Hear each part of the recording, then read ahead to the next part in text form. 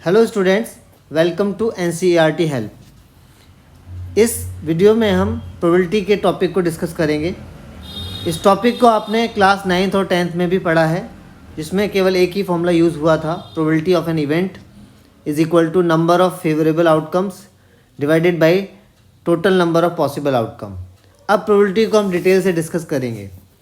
जैसे कि आप स्क्रीन पे देख रहे हैं, आज हम डिस्कस करेंगे इसमें describing sample space for a random experiment. Class 11th में प्रोबेबिलिटी को आपको थोड़ा डीप में पढ़ना पड़ेगा। तो इसमें देखिए सैम्पल स्पेस एक वर्ड आया है, ये क्या है इसको आज आपको अच्छे से समझना है। For an random experiment, random experiment जब कोई एक ऐसा एक्सपेरिमेंट हो जिसके आउटकम्स के बारे में हम सर्टेन ना हो। फॉर एग्ज़ाम्पल, आप एक कॉइन को अगर उछालते हैं तो हेड आएगा या टेल आएगा, आप इसके बारे में सर्टेन नहीं है कि क्या आने वाला है। इस तरह के एक्सपेरिमेंट को हम बोलते हैं रैंडम एक्सपेरिमेंट। और उसके जो टोटल पॉसिबल आउटकम्स होते हैं उसका अगर हम समूह बना दें यानी सेट बना दें तो उस सेट को कहते हैं sample space.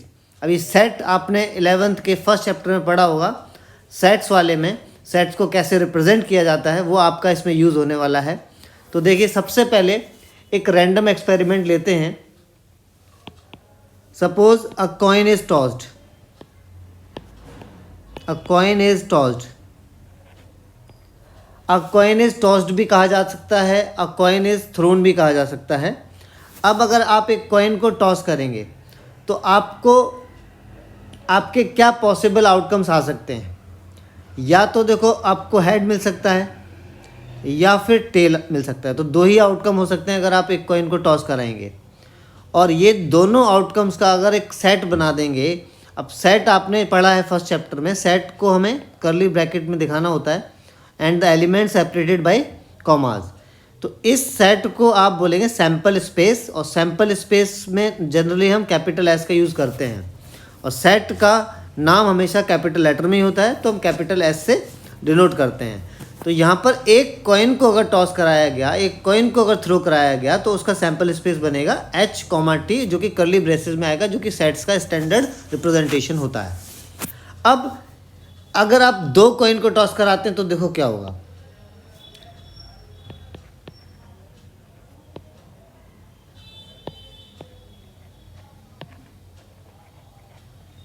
To coins are tossed. अगर दो कॉइन को आप टॉस कराएंगे तो उसका सैम्पल स्पेस, यहाँ पर रैंडम एक्सपेरिमेंट क्या है, दो कॉइन को टॉस कराया गया तो इसका सैम्पल स्पेस देखो क्या बनेगा।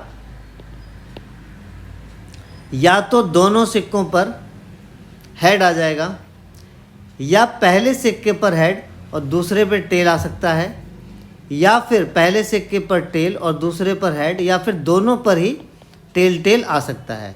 इसके अलावा कोई और पांचवा आपका आउटकम या पॉसिबिलिटी नहीं बनेगी।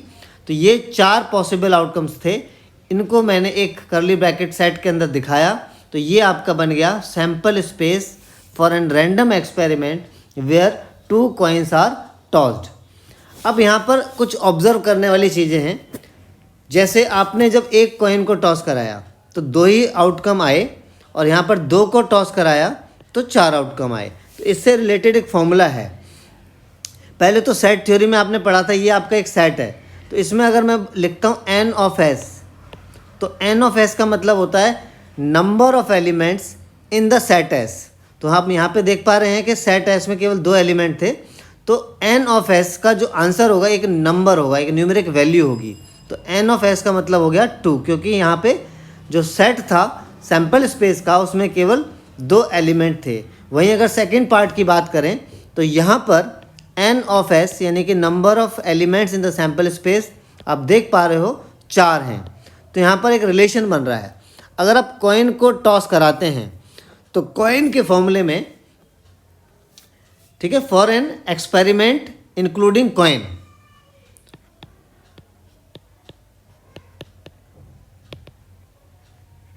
For experiments involving coin. तो कॉइन के केस में जो नंबर ऑफ एस होता है, number of element in the sample space, ये हमेशा 2 की पावर n होगा। अब 2 क्यों? क्योंकि एक सिंगल कॉइन पे दो ही आउटकम होते हैं और n होगा कि कितने कॉइन आपने उछाले हैं। ठीक है, अगर 2 उछाले हैं तो 2 और 3 उछाले हैं तो 3। यहाँ पर देखो एक ही कॉइन था इस वाले क्वेश्चन में, तो आपका 2 आंसर आया, क्योंकि अगर आप फॉर्मूला लगाएं 2 की पावर n तो कॉइन आपका एक ही था, एक ही बार उछाला गया था, तो 2 आउटकम आए। यहाँ पर 4 क्यों आया? क्योंकि अगर यहाँ पर हम फॉर्मूला लगाते तो 2 की पावर n और n यहाँ पर है 2, क्योंकि आपने 2 कॉइन को टॉस कराया था, तो आउटकम आए 4। उसी हिसाब से अगर हम 3 कॉइन को टॉस कराएं तो 2 की पावर 3 टोटल आउटकम्स जो बनेंगे सैंपल स्पेस में वो 8 होंगे। आइए इसको भी समझते हैं।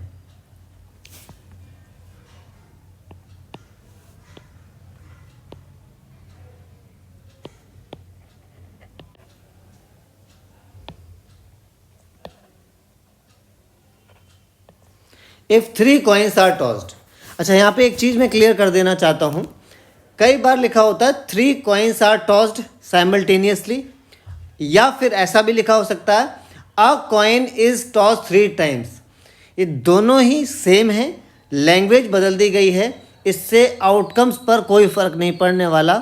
दोनों ही कंडीशन में आउटकम्स जो होंगे या जो सैंपल स्पेस होगा वो आपका सेम होगा। तो मैं आपका ओब्लिक करके लिख देता हूँ। ठीक है, यहाँ पर है if 3 coins are toss simultaneously,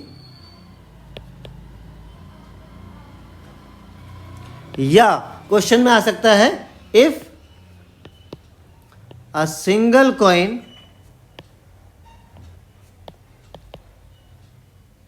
is tossed 3 times.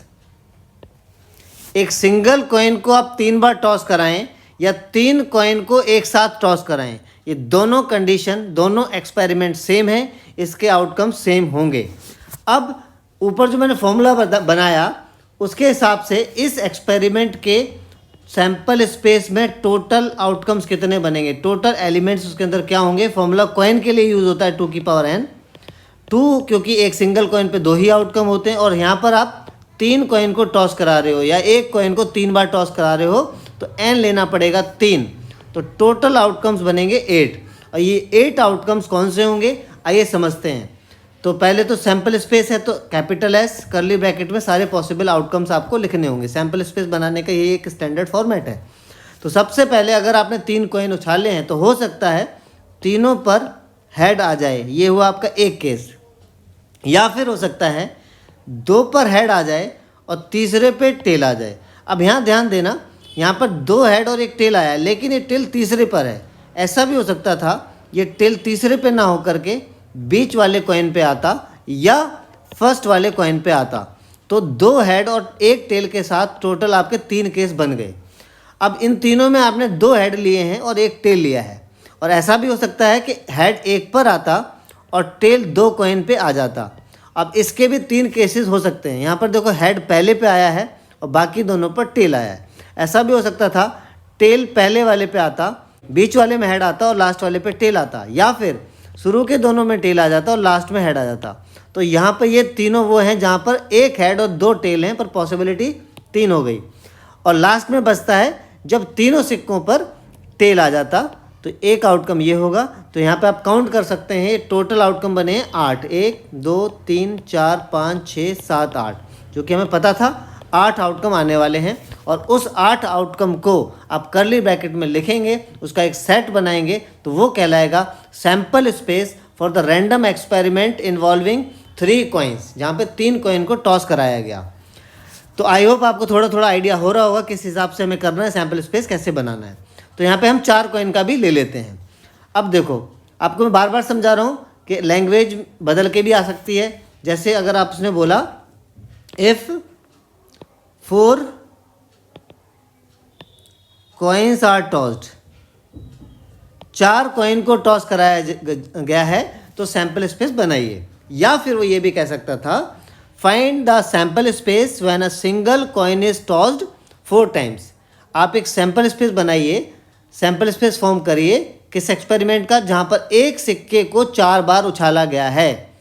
तो एक सिक्के को 4 बार उछालें, a single coin is tossed 4 times बोलें, या 4 कॉइन्स आर टॉस साइमल्टेनियसली बोलें, एक ही बात है, दोनों का एक्सपेरिमेंट सेम है, दोनों के सैंपल स्पेस सेम होगा।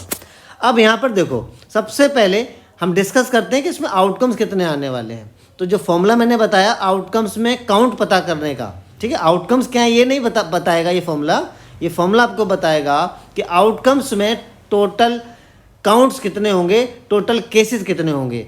तो n of s total number of elements in the sample space, इस सेट में एस सेट में टोटल एलिमेंट्स कितने होंगे वो ये फॉर्मूला बताता है, जो है 2 की पावर n, जो कि कॉइन के लिए यूज़ होगा। केवल ये याद रखना, कॉइन के लिए या ऐसे एक्सपेरिमेंट के लिए यूज़ होगा जहाँ पे एक सिंगल काम करने पर 2 पॉसिबल आउटकम हो सकते थे। जैसे आप कोई क्वेश्चन सॉल्व कर रहे हैं ट्रू फॉल्स वाला, तो उसकी 2 ही पॉसिबिलिटी हैं, या तो वो क्वेश्चन ट्रू होगा या फिर फॉल्स होगा। और ऐसे अगर आप 4 क्वेश्चन अटैम्प्ट कर रहे हैं तो उनका ऑर्डर, सही गलत का ऑर्डर क्या हो सकता है, तो उसमें भी ये फॉर्मूला यूज़ हो सकता है। तो यहाँ पर 4 कॉइन उछाले जा रहे हैं, ठीक है। तो total number of elements in the sample space will be 2⁴, क्योंकि n यानी कि सिक्के कितने हैं 4, तो टोटल 16 आउटकम बनेंगे।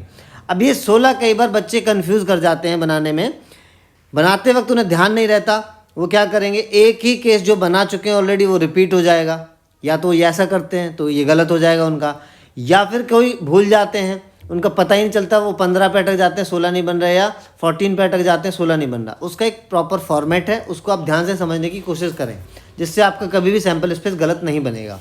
तो देखो, इसका हम सैंपल स्पेस बनाते हैं जहाँ पर 4 सिक्कों को उछाला गया है, या एक कॉइन को 4 बार उछाला गया है, एक ही बात है। तो देखो, सबसे पहले हो सकता है कि चारों कॉइन्स पर हेड आ जाए, जो कि एक पॉसिबिलिटी है, हो सकता है बिल्कुल, या फिर 3 कॉइन पर हेड हो और 4th वाले पर टेल आ जाए।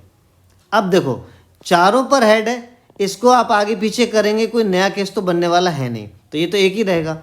लेकिन 3 पर हेड आया, 1 पे टेल, इसकी और पॉसिबिलिटीज़ भी हैं, क्योंकि यहाँ पर हेड चौथे सिक्के पे आया है, या सिक्के को जब चौथी बार उछाला तब आपका हेड आया है। ऐसा भी हो सकता था हेड चौथी बार ना आकर के 3rd पोजीशन पे आता या तीसरे सिक्के पे आता, तब एक नया आउटकम बन गया, आपको दिख रहा होगा, या फिर वो 2nd पोजीशन पे आता, या फिर वो 1st पे आता।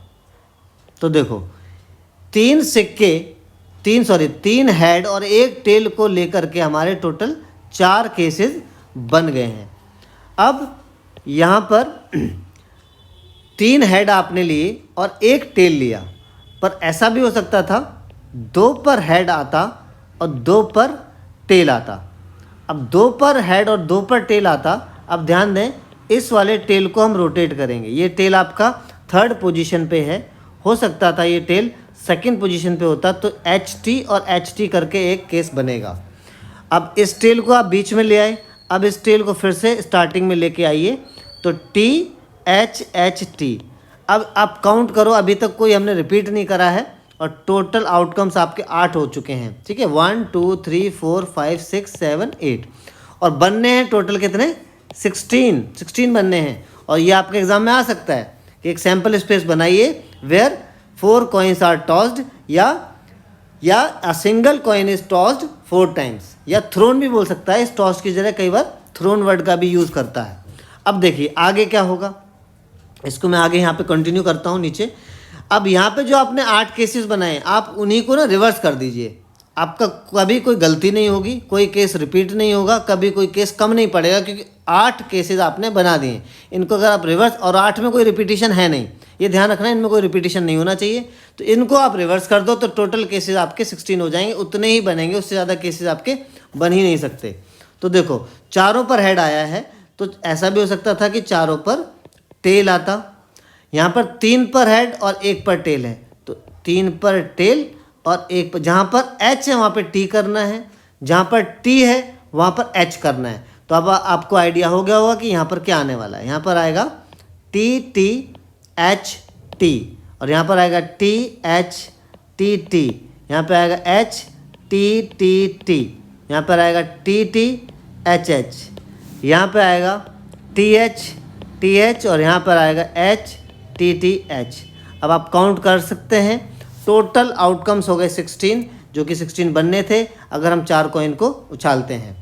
तो इस हिसाब से अगर कॉइन आपके 5 होंगे तो आप काउंट कर सकते हैं कि उसके सैंपल स्पेस में कितने आएंगे 2 की पावर 5 का फॉर्मूला लगेगा। तो there will be total of 32 cases in the sample space of the random experiment where 5 coins are tossed. तो यहाँ पर मैंने कॉइन्स की बात करी जो आपको समझ में आई होगी।